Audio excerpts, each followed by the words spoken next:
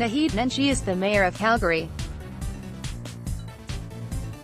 On the occasion of the Aga Khan's visit to Western Canada marking the Diamond Jubilee of his imamate, as a proud Ismaili Muslim, I have been reflecting on his 60 years of service to humanity, but particularly to Canada.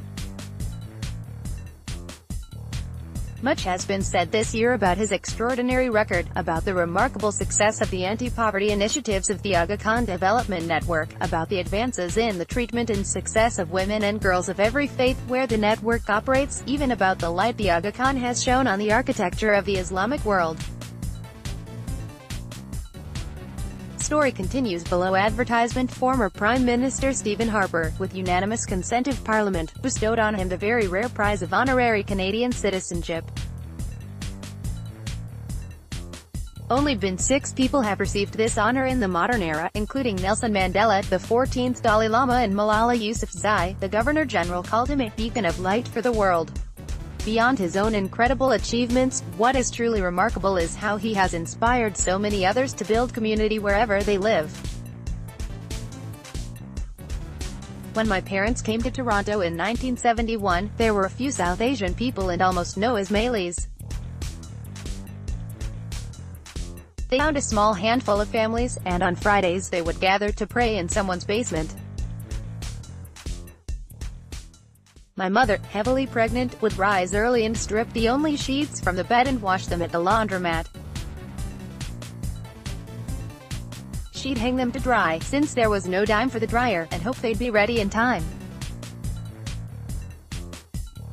She and Dad would then bundle up the sheets, hop on the subway and go to the home of these people they'd only just met in this strange land.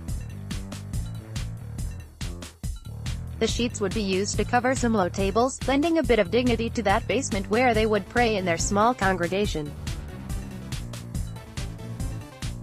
Why did they do this? They certainly had enough to do, trying to make their way in a new country, finding out exactly what winter was. Part of it was to find a sense of community and to chase away the loneliness that comes with being a newcomer. But it was also about finding that grounding in faith, a faith that spoke of perseverance, of the need for service and the requirement to uphold the dignity of every human being. Just a few months later, Canada opened its arms, hearts and borders to Asians from Uganda made refugees by a murderous regime.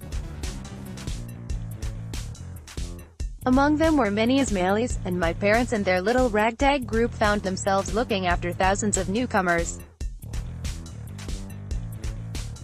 They had so little they barely knew how to navigate this new country, but these newcomers had even less.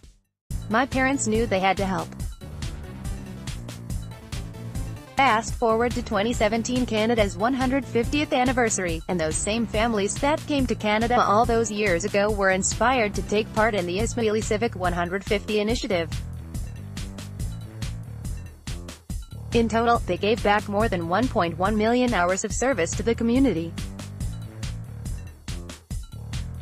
Story continues below. Advertisement. My family's story and the gift of community service given by Ismailis last year, in my mind, speak to the impact the Aga Khan has had in inspiring a sense of service and community-mindedness in this country.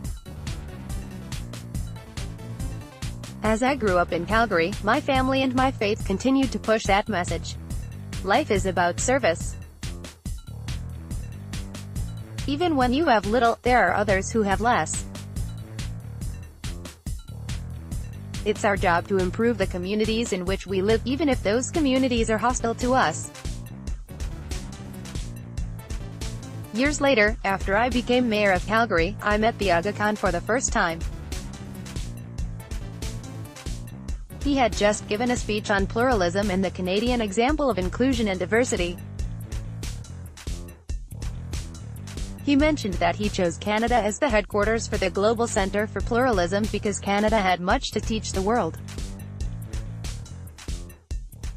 My father had recently passed away, and I was wearing his watch, a 1974 Seiko that he had saved up for.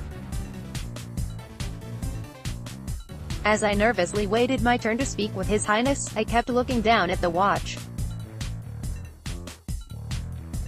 When I got the chance, I mentioned my parents' story and how, when I ran for office, my faith was not at all an issue, that, growing up in Canada, I never thought there was any job I could not do because I was a Muslim, well, except maybe be a rabbi. He smiled and talked about how pluralism is his life's work and how pleased he was that Canada had become such an exemplar since the Ugandan refugees came. I got the sense that this wasn't just an observation, but a discussion of cause and effect. In my faith tradition, a common prayer roughly translates as, "May God accept your service, and may the community be blessed by it." Indeed, this country, and many around the world, have reaped the blessings of the service of Ismailis and ultimately that of the Aga Khan. For that, all of humanity can be deeply grateful. Story continues below advertisement.